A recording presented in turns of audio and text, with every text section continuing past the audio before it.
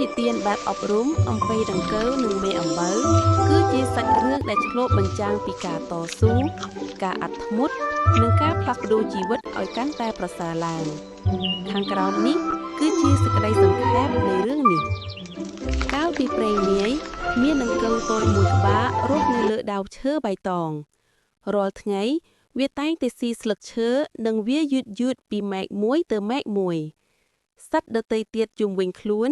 តែងតែសើចចំអកឲ្យវាថាជាសត្វដែលមានរូបរាងអាក្រក់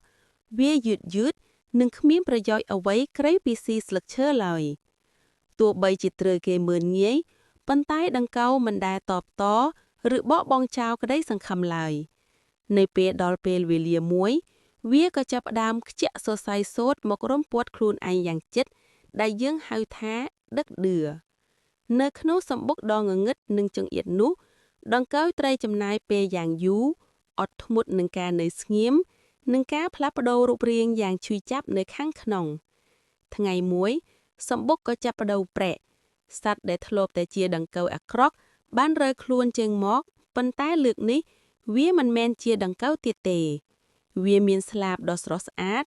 មានពណ៌ចម្រុះនិងអាចហោះហើរបានយ៉ាងខ្ពស់លើអាកាស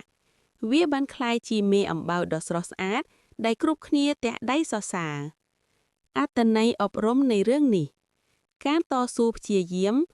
រាល់ភាពជោគជ័យដ៏ត្រជាក់ត្រចាំងតែងតែចាប់ផ្ដើមពីការលំបាកនិងការអត់ធ្មត់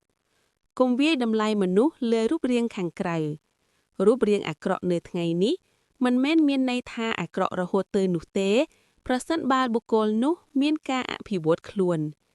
ការផ្លាស់ប្ដូរឬ transformation ជីវិតតែងតែមានការប្រែប្រួលដើម្បីទទួលបានអ្វីដែលថ្មីនិងល្អជាងមុន